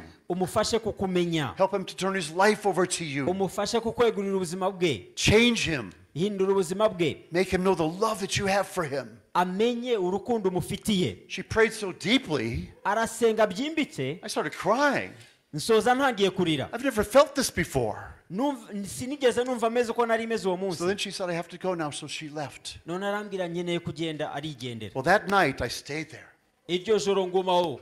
I was stunned. Sinavuye mu nzu ngumaho All of a sudden, I natangaye. felt this in my heart. Noneho nza gusoza hari ikintu numvise mu mutima. I said, God, if you're real, Ndavuga Mana rero niba I koko want you uriho in my heart. ndagushaka mu mutima wanjye. Thank you for saving me from my sins. Ndagushimira ko unkijije ibyaha I byanjye. want you as my Savior. Ndagushaka nk'umwami n'umukiza wanjye. I felt the Holy Spirit in my heart. Numva umwuka wera mu mutima I wanjye. felt so excited. Numva ndanezerewe cyane. I almost couldn't go to sleep. Nasoje bisa nkaho byangoye no kuryama. But I woke up the next morning. Ariko nza kubyuka mu I got gitondo dressed. gikurikiyeho, ndambara. I couldn't wait to tell her Numvaga mfite amatsiko yo what she kumubwira did for me. ibyo yankoreye. She changed my life. Yari yahinduye ubuzima bwanjye. So I waited for the knock. Noneho ntegereza ko akomanga She came the same time every day. kuko yajyaga aza isaha imwe buri munsi. So I waited for the knock, Ndategereza ya saha iragera. and I waited, Ndategereza ngakomange. and I waited, Ndategereza. and I waited. Ndategereza. 1 hour goes by. Isaha imwe irarenga. 2 hours goes by. Amasaha abiri ararenga. 3 hours. Amasaha atatu. No girl. Umukobwa ntiyagarutse. I had to tell her. Nagombaga kumubwira. Because it's amazing what she did. Ibitangaje yankoreye. So I wanted to, I needed to tell somebody. Rero nari nkeneye kugira umuntu mbibwira. So I decided to go down to the cafe. Noneho mpita njya kuri ya cafe. Maybe the man there will know where she is. Wenda umugabo wo kuri ya cafe ari buze kumenya aho wa So mukobwa I ari. got there, and there he was. Ndahagera ndahamusanga umugabo. And so I told him what I did. Mubwira ibyabaye. He jumped and hugged me. arasimbuka aramubera He said, "Welcome to the family of God." arambwira karibu mu muryango w'Imana. I said, "It's great, but where is the lady? ndabyishimiye nabyo ariko umukobwa ari hehe I have to tell her how she changed my life." nawe nyine kumubwira uburyo yahinduye ubuzima bwanjye. He said, "Well, a very funny thing happened. arambwira ngo hari ikintu gitangaje cyabayeho. She came in this morning yaje iki gitondo and she said she was praying arambwira ngo yari arimo asenga and God told her to go home." Imana iramubwira ngo yitahire asubire iwabo. I started crying. ndarira Do you mean to say ndamubaza ushatse kuvuga that God told this woman ko Imana yabwiye umugore to come all the way to San Francisco umukobwa kuza muri San Francisco and all she did kandi ibyo yagombaga gukora gusa was bring me to know Christ? ari ukutuma jyemenya Kristo. And when that job was done, arangije akazi ke God told her to go home. Imana imubwiye gusubira iwabo. Could God love me that much? ese Imana inkunda bene ako kageni? Yes, He does. yego niko bimeze. And God loves each one of you that much too. kandi Imana ikunda buri wese muri mwebwe bene Because ako I've come all the kageni. way from San Francisco kuko nanjye mvuye muri San to Francisco tell you the same thing she told me. nje kukubwira ibyo yambwiye. God loves you. Imana iragukunda. He wants you to have a relationship with Him. irashaka kugirana umubano nayo. He doesn't just want you to just go to church and go home. ntabwo ishaka kujya mu rusengero ugataha mu rugo He gusa. doesn't just want you to pray before meals. ntabwo ishaka ko usengera ibyo kurya gusa. He wants you to be His son or daughter and disciple every minute of the day. irashaka kuba umwana wayo umukobwa wayo umwigishwa wayo buri munota wa buri munsi. He wants you to be a disciple of His. irashaka kuba umwigishwa wayo. So we're going to talk about that tonight. rero ibyo nibyo turi buvuge uyu mugoroba. Because tonight I want to touch a few scriptures about how you should be more dedicated and disciple of Jesus. kuko uyu mugoroba ndavuga ku byanditswe bitandukanye ku buryo waba umwigishwa wa Kristo kurushaho. Because what Pastor Rose said is true. kuko ibyo Pastor Rose yavuze ni impamo. We want you to leave here different than when you came in. turashaka ko muva hano mutandukanye n'uko mwahaje. Because every time you read the Word of God, kuko igihe cyose usomye ijambo ry'Imana it should change you. rigomba kuguhindura. Don't just read it and think, "Oh, that's nice. ntukarisome ngo uvuge oh ni byiza Praise the Lord." Imana ishimwe. What does God want to change your heart to be? niki ni gute Imana ishaka guhindura ubuzima We have a bwawe. saying in America, dufite imvugo muri Amerika. God loves you just the way you are, Imana igukunda uko nguko uri but He loves you too much to leave you like that. ariko igukunda bihebuje cyane ku buryo itagusiga umeze uko He nguko wants you uri. to be like His son. irashaka kumera nk'umwana wayo. So what is a disciple? rero umwigishwa ni iki? The Greek word is machetes. ijambo ry'ikigiriki ni machetes. It means to be a student or a learner, bivuze kuba umuntu wiga, to become like, umuntu ushaka guhinduka nk'undi, or a follower. cyangwa umuntu uyoboka undi. So your question today is, rero ikibazo cyawe uyu munsi ni iki? who do you follow? ninde uyoboka? We all follow some things. twese hari ibintu tuyoboka. Sports heroes, hari abakinnyi b'umupira se, movie stars, hari abakinnyi ba filime se, famous people, hari abantu bamamaye se, rich people, hari abantu b'abakire cyane se, musicians. hari abacuranzi A bamamaye, lot of us spend a lot of time following people. hari abantu benshi dukunda kuyoboka. So what do you spend the most time with? rero icyo umaramo umwanya munini cyane ni iki? I give a challenge when I was a youth pastor for a long time. namaze igihe kinini nyobora urubyiruko mu And I give a rusengero. test to my students. najyaga ngerageza abo nyoboye, I gave them a piece of paper nkabaha urupapuro, with all the times of day on it. nkabaha urupapuro ruriho amasaha y'umunsi yose. I said, write down what you do each hour of the day. nkamubwira nyandikira icyo ukora buri saha y'umunsi. Okay, I eat, ndarya, I wake up, ndabyuka, I wash up, nkakaraba, go to school, nkajya ku ishuri, work, nkakora se, help my parents, nkafasha ababyeyi se, play games, nkakina imikino, listen to music. nkumva imiziki. So all of them fill the whole thing out. byose urupapuro bakarwuzuza. And all of a sudden I challenged them. hanyuma nkaza I kubahiga. said, so I don't see God in any one of these areas. noneho nkavuga ibi byose wanditse Imana ko ntayibonamo. You spend a lot of time every day umara igihe kinini buri munsi following a lot of things ukurikira ibintu byinshi bitandukanye, and doing a lot of things. ukora n'ibintu byinshi bitandukanye. How much time do you spend with God? umwanya umarana n'Imana wo ungana iki? Because I know for me, kuko ndabizi kuri jye, if I spend more time in the world niba mara umwanya mwinshi mu isi and less time with God, nkamara umwanya muke n'Imana, guess what influences me the most? igihindura ubuzima bwanjye cyane ni ikihe? The world. ni isi. Because I'm spending more time in it. kuko niyo maramo igihe kinini. It's a struggle then balancing it out. Kandi biragorana kubiringaniza. In Matthew 6:24, muri Matayo 6:24, great scripture to consider. ni icyanditswe gikomeye umuntu agomba kwitaho. It says, no one can serve two masters, ngo nta muntu ugira abase ukeza abami babiri, since he will hate the one kuko umwe wamwanga and love the other, kuko yakwanga umwe agakunda undi, or he'll be devoted to one and despise the other. cyangwa yaguma kuri umwe agasuzugura undi. You cannot serve both God and the world. Ntimubasha gukorera Imana n'isi cyangwa n'ubutunzi. So every day we make choices. Rero buri munsi dufata ibyemezo. What am I going to spend the most time on? Ni iki ndi bumare umwanya munini? You might say, well, I have to go to school. Ushobora kuvuga nkeneye kujya kwiga, I have to go to work. nkeneye kujya mu kazi se, I have to eat. nkeneye kurya. You could think about God while you're doing all those things. Ibyo bintu byose wabikora kandi utekereza no ku Mana. Carry a Bible with you. Ukajyana na Bibiliya yawe. Read scripture. Ugasoma icyanditswe. Talk to God while you're doing all those things. Ukaganira n'Imana igihe urimo gukora ibintu byose. He's there. Imana ibiri hafi aho. He's here right now. Irahari n'ubu ngubu nonaha. It says when two or three are gathered in his name, Iravuga ngo iyo babiri cyangwa batatu bahuje umutima, he's here. ibana nabo. Amen? Amen. So we need to honor him. Rero tugomba kuyubaha. The choices that we make Ibyemezo dufata will affect how we affect our lives in the world. nibyo bihindura ubuzima bwacu muri iyi si tubamo. When I was in the army, Igihe nari mu gisirikare, I was during the Vietnam War a long time ago. hari mu gihe cy'intambara yo muri Vietnam, kera cyane benshi muri twe ntitwari I twakavuga. was stationed in a hospital in San Francisco. Nari ndi mu bitaro muri San Francisco. It's where all the men and women from the war came back to. Nibyo bitaro abari bavuye mu ntambara bose abasirikare bazagamo. So all of them were wounded in some way. Rero bose bari bafite bari inkomere mu buryo bumwe cyangwa ubundi. Some not so much, but some badly wounded. Bamwe bari inkomere mbi cyane, abandi bari inkomere byoroheje. And I had to visit them all, Kandi bose nagombaga kubagenderera, give them medals for heroism, nkabaha imidari y'ubutwari bwabo, and try to talk to them. nkagerageza kubaganiriza. Well, one day, Ariko umunsi umwe two men were admitted to the hospital, abagabo babiri bakirwa muri ibyo bitaro. and they both had the same thing wrong with them. Bose bari bahuje ikibazo bombi. They were both missing an arm and a leg. Bombi umwe yari yatakaje ukuguru kwe n'ukuboko, ukuguru n'ukuboko bombi. Pretty bad. Byari bibi cyane. You imagine missing an arm and a leg? Ibaza ukuguru kwawe wagusize mu ntambara n'ukuboko wagusize mu That's ntambara. hard. Biragoye. My heart went out to them. Umutima wanjye numva ukozweho. But I went into the first man's room. Angera mu cyumba cy'uwa mbere, This man was mad. uyu mugabo yari He yasaze. hated the war. Yakubitaga He hated the war.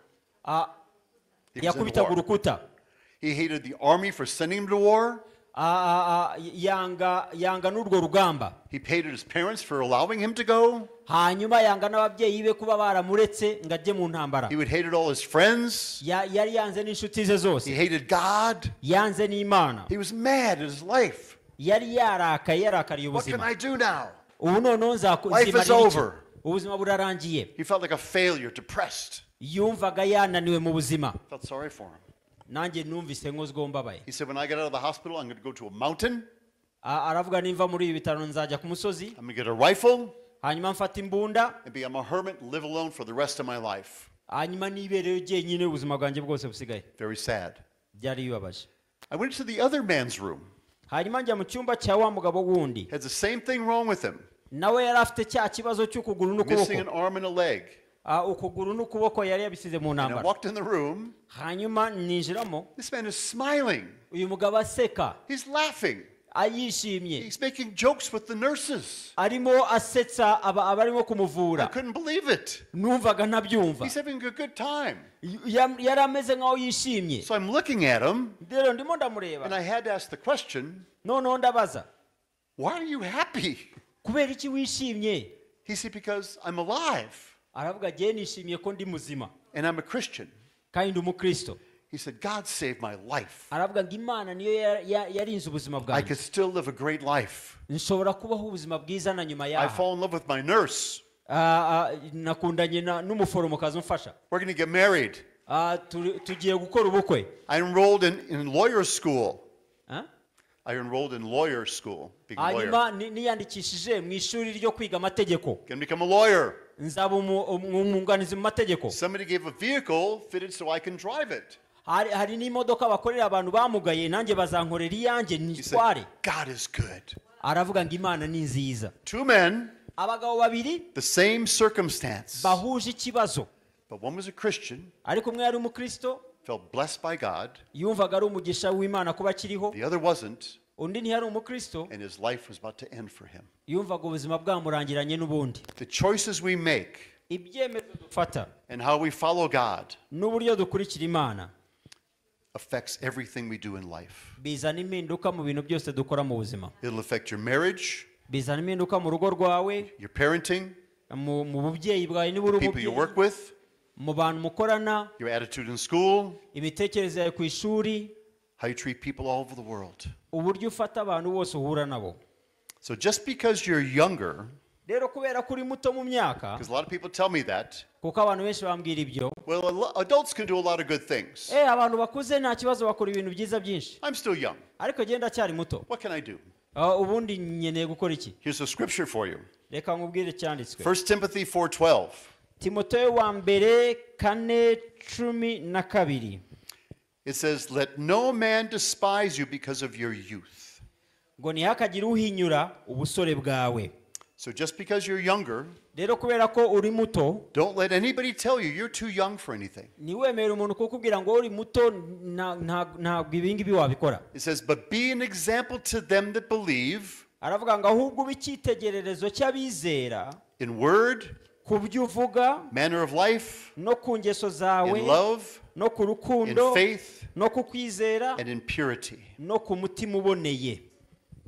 So even though you're younger, Rero nubwo waba uri muto, you're an example of a Christian waba icyitegererezo to cy'umukristo everybody around you. ku bantu bose bakuzengurutse. And because of your example, Kandi kubera icyitegererezo cyawe, people can ask you, "Why are you so happy? Why are you so glad?" abantu bashobora kubaza kubera iki wishimye, kubera iki unezerewe, Even when you're hurting, n'igihe ubabaye, even when you're sad, n'igihe ufite agahinda, even though you're going through a tough time, n'igihe unyura mu bihe bigoye cyane, if you have no money or no food, n'igihe udafite amafaranga yo kurya, or if you're missing an arm and a leg, cyangwa se niba ukuboko kwawe kwavuyeho n'ukuguru kavaho, the way you live your life with Jesus uburyo ubana na Yesu can be an example to others to do the same. bwabera abandi icyitegererezo.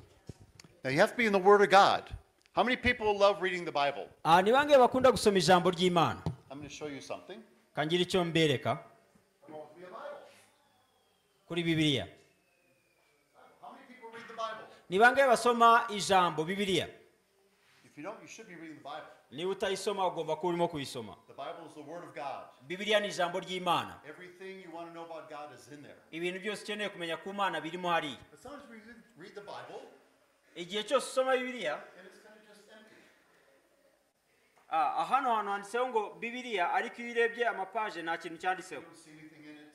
nta kintu cyanditsemo. We don't see any need for us to read it for our personal lives. Ntabwo tubona impamvu yo kuyisoma mu buzima bwacu, But if you start reading the Bible, ariko iyo utangiye gusoma Bibiliya, there's great information.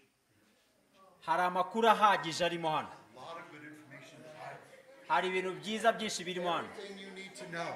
ibintu byose ukeneye kumenya. If you read the Bible, Iyo usoma Bibiliya take it in your heart, ukayakira mu mutima wawe, it will come alive. Bibiliya iba nzima. Yes. Amen. Bibiliya ni nziza. You like that? Remember that. Birabatangaje.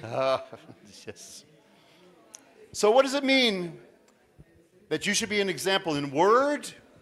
Rero niki bivuze ko ugomba kuba icyitegererezo mu byo uvuga, Everything you say ikintu cyose uvuga and how you say it. n'uburyo ukivuga. When you talk to other people, Iyo uvugana n'abantu, do you encourage them? ese ubasubizamo imbaraga, Do you show your love and compassion for them? ubabwira amagambo y'ihumure n'urukundo, Because with the way we speak, kuko uburyo tuvuga it shows Jesus to them. bwakabaye bwerekana Yesu mu bantu In every manner of tuganiriza. your life, how you conduct your life. Ndetse n'uburyo ubayeho ubuzima bwawe ni gute ububayeho. Are you polite? Ese uri umuntu ugira Are you ikinyabupfura? considerate? Ese uri umuntu wita ku bandi? Are you hospitable to other people? Ese uri umuntu wakira abandi? Do you share with people? Ese usangira n'abandi? In love. Ndetse n'urukundo. God's love is agape love. Urukundo rw'Imana ni urukundo rwa agape, Unconditional love. urukundo rutagira ikindi rwubakiraho. God loves all of us Imana idukunda twese in spite of what we do. ititaye ku byo twakoze. How many people are perfect? ni bangahe b'intungane hano rwose Oop, no. ukaba uri intungane rwose uri hano None of us are perfect. nta n'umwe muri twebwe We w'intungane do wrong things a lot, twese tugwa mu makosa but God still loves us in spite of that. ariko imana ikadukunda nubwo tumeze dutyo He wants to help us to get closer to Him. irashaka kudufasha kuyegera In kurushaho faith, mu how kwizera much faith do you have that God will take care of you? kwizera ufite kungana iki ko imana iri bukwiteho That God will comfort your heart? ko imana iri buhumurize umutima wawe That God will give strength in situations that are hard? ko imana iri bukwambika imbaraga mu bibazo bikugoye And cyane in purity. hanyuma umutima uboneye Purity starts in your brain. umutima uboneye bitangirana no mu bwonko How bwawe you think of things. uburyo utekereza ku bintu If you're boys, niba muri how you abahungu think about women. uburyo mutekereza ku bagore Women, niba muri how you abagore think about men. uburyo mutekereza ku bagabo God calls us to be pure. imana iduhamagarira kugira imitima iboneye One thing I used to challenge my youth group about. ikintu kimwe najyaga nshishikariza They say, well, urubyiruko we go on dates. When we meet somebody we like, we go on dates. iyo duhuye n'abantu dukunze turabasohokana So we're alone together. rero muba muri hamwe mwembi I said, well, every time you're alone, igihe cyose muri hamwe mwembi remember this. mujye mwibuka ibi Jesus is sitting right between you. yesu aba yicaye hagati yanyu aho If you picture that when you're together, ibyo mubigize ari ishusho y'umubano wanyu mwembi I guarantee you're going to act different. mwagira ubuzima bwiza butandukanye Jesus wants us to come to Him. yesu arashaka ko tumusanga In Luke 18, muri luka 18 it says, a certain ruler came to Jesus saying, avuga ko umutegetsi umwe yasanze yesu amubwira ati good teacher, what shall I do to inherit eternal life? mwigisha ni iki nakora kugira ngo mpabwe ubugingo bw'iteka And Jesus said to him, yesu aramubwira ati why do you call me good? kuki unyita mwigisha mwiza None is good except for God. nta n'umwe mwiza ubaho uretse imana Because he knew the man was asking him because he knew he was the Savior. kuko yari azi ko uwo mugabo yamubazaga kubera ko yari azi ko ari we Then mucunguzi Jesus said, you know the commandments.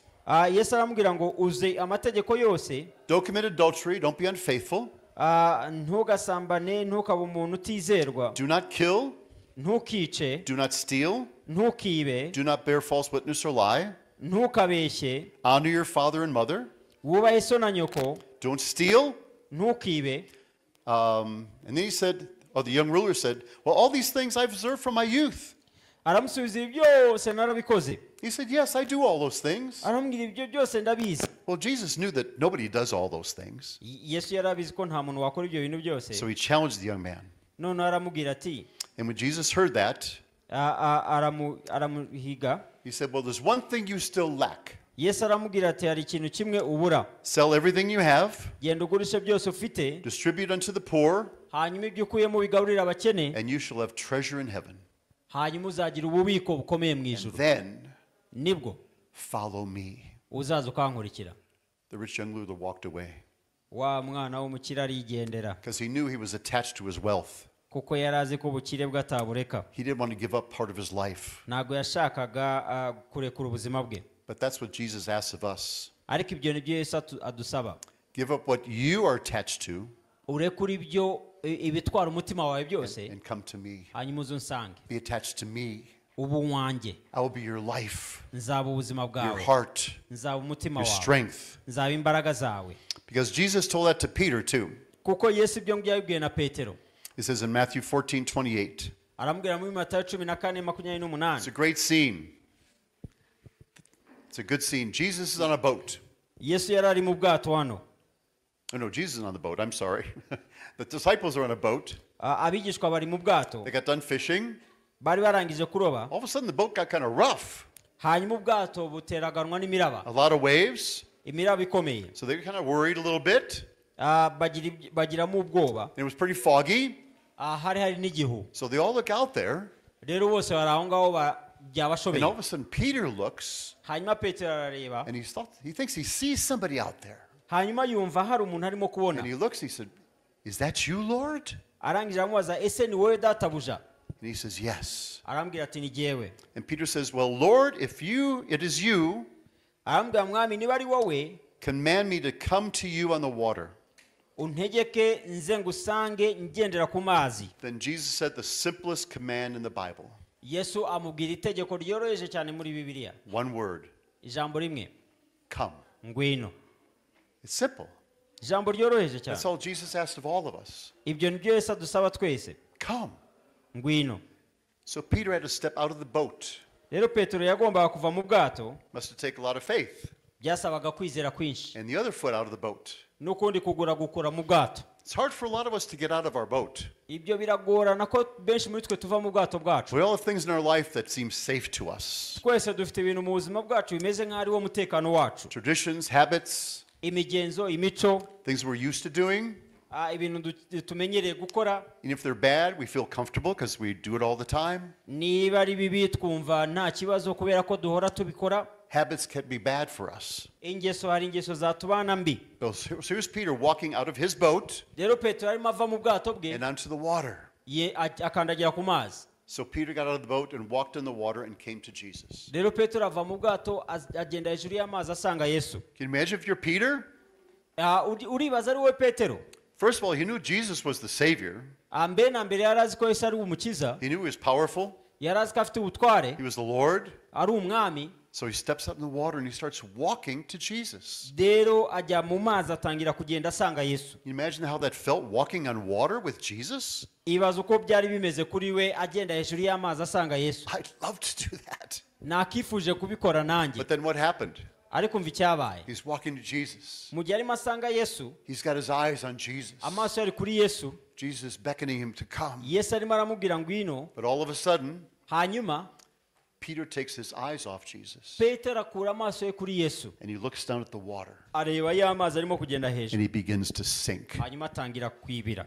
This is a great picture for us. Iyo ni ishusho ikomeye kuri twe. If we keep our eyes on Jesus, Amaso yacu tuyatumbirije Yesu, he'll keep us afloat.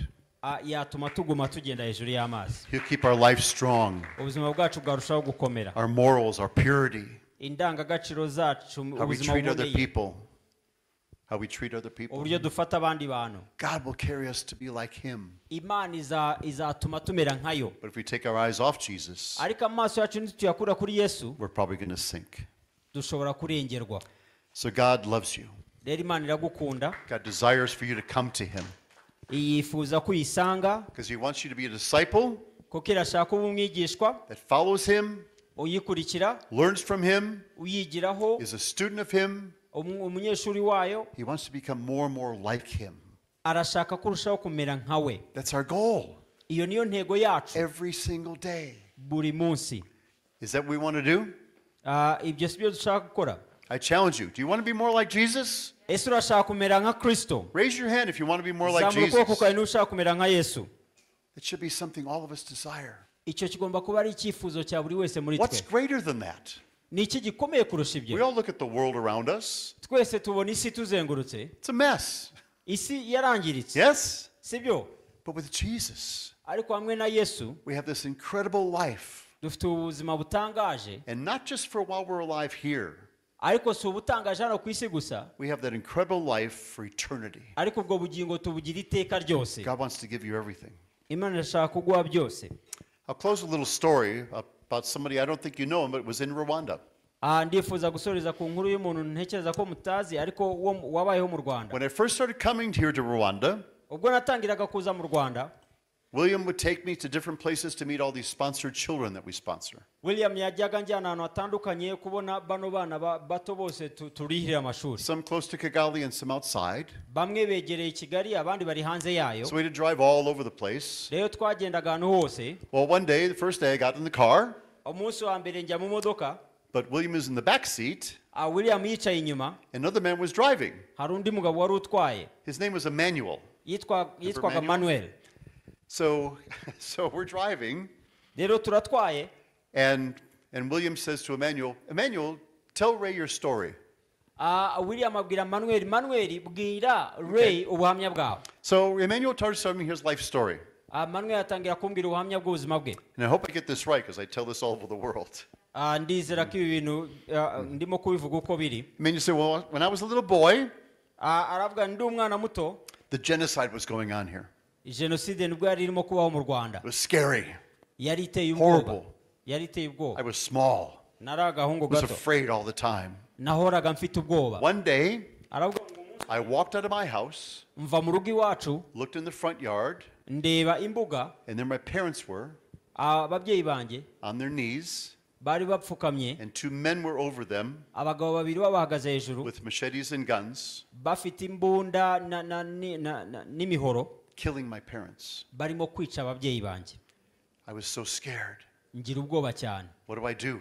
mbigenze nte? So he turned around, rero yarakase ran out of the back door of the house, anyura mu nzu mu cyumba cyo mu ran gikari, as fast as he could. yirukanka uko ashoboye. And I think he found some other family or grandparents or somebody, ngira ngo hari abandi bantu yaje guhura nabo, and he stayed with them, abana nabo, and they protected him baramurinda until the genocide was over. kugeza ubwo jenoside yaje kurangira. Well, then he started growing up, noneho igihe kiragera atangira gukura, became a Christian, aza kuba umukristo, loved Jesus, kunda Yesu, started joining this ministry. ajya muri iyi minisiteri It was called the Sante Ministry at that time. yitwaga Sante Ministry. icyo gihe He fell in love arakunda, when a lady in the ministry just fell in love with him. akundana n'uwo bakoranaga I umurimo forgot her w'Imana. name. What's her name? They're in Oregon now. I forgot her name. Yeah, Daniela? Yeah. Daniela, Wonderful lady. yitwa Daniela, They fell in love barakundana, and they so decided to get married. hanyuma bahitamo gushyingiranwa. So they set a date. Batangira gukundana nyine. And so they were excited. Bashyiraho itariki y'ubukwe, The rest of the family was excited. He was going to get married, have a wonderful wedding. barabyishimira, umuryango wose urishima ko bagiye gushyingiranwa. So it was a couple of weeks before the wedding, ibyumweru bike mbere y'ubukwe, and Emmanuel was in town, yari ari mu mujyi, and he's walking around, arimo agendagenda, and all of a sudden he sees 2 men, hanyuma aza kubona abagabo babiri, and he looks at them. arabareba, He said, they look familiar. aravuga bano bantu nsa n'ubazi. All of a sudden he realized who they were. aza kwibuka abo ari bo, They were the men who killed his parents. nibo bishe ababyeyi be. He looked at him, Arabareba, and he walked up to them, arabasanga, and he told them who he was. ababwira uwo ari we. They were very ashamed. bagira ikimwaro. He said, you know what? I forgive you. arabwira muzi n'ibindi ndabababariye. As a Christian, we're supposed to forgive people. nk'abakristo tugomba kubabarira abantu, That's a big forgiveness. ariko izo ni imbabazi ziremereye And then he cyane. said something incredible. arangije ngo ababwira He ikintu said, I'm gikomeye, going to get married. arabwira ngiye gukora ubukwe, I want you to come to my wedding. ndifuza ko muzaza mu bukwe bwanjye. I said, really? baravuga nibyo He se? said, yes. So he told them where it was going to be and what date. ababwira aho buzabera n'itariki, So he went home arataha, and told his family who he met abwira umuryango wabo yahuye nabo, and said, yes, and I invited to my wedding. arabwira nahuye nabo kandi nabatumiye no mu bukwe bwanjye. No, we don't want those guys at the baravuga wedding. oya ntabwo tubashaka, They're horrible. ni abantu babi cyane, They'll ruin everything. bashobora kwica ibintu Why would byose. you do that? kubera iki wabatumiye? He said, because I want them to hear about Jesus. aravuga kuko nshaka ko bumva ibya Yesu. And they conceded, okay. Well, the wedding day came, baravuga nta kundi, ubwo bukwe buragera, and the wedding was starting. ubukwe umuhango ugiye And he gutangira, looked over to the side, barareba ku ruhande, and the 2 men came in. ba bagabo koko barinjiye. And that day they heard about Jesus uwo munsi nibwo bumvise Yesu, and saw what forgiveness is all about. bamenya imbabazi icyo ari cyo. So this is a challenge for all of us.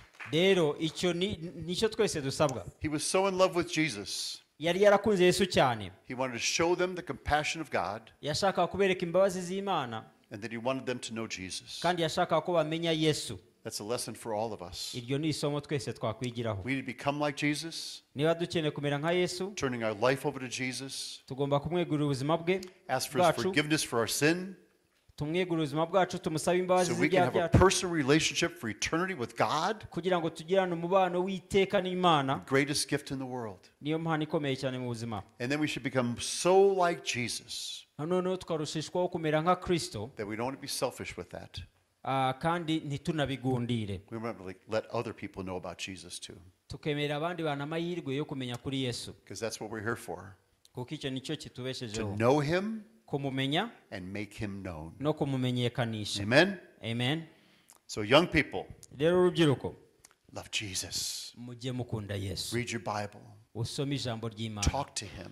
uvugane nawe, Fellowship with each other. musabane hagati yanyu. I know sometimes now a lot of churches are closed. ndabizi ko ubu ngubu hari amatorero menshi afunze, That doesn't mean you can get together on your own. ariko ntibibuza ko mwahura ubwanyu hagati yanyu, Get together once in a while. Pray together. muhure musengane hamwe, You can share grape juice and bread and have communion together. mwasangirana kaji n'umugati, mugasangira mugasabana. You're still the family of God. mwese muracyari umuryango w'Imana, With your family, no mu miryango yanyu, with your friends, no mu nshuti zanyu, and tell everybody you know how much Jesus loves you n'abandi mukagira icyo mubabwira ku buryo Yesu and how abakunda, much he loves them also. kandi ko nabo bakunda. Amen? Amen. Let me pray for you. Reka mbasengere. Father God, Mana data, I love calling you Father nkunda kukwita data because you want us to be your sons and kuko daughters. ushaka ko tuba abana bawe. You're our loving daddy. Uri data udukunda. Thank you for that. Turabigushimiye. Thank you for showing us Turagushimiye kutwereka that you're the best friend we can ever have, ko ari wowe inshuti nziza twagira, but also the best teacher we could ever have. ariko n'umwarimu mwiza twagira. You designed us.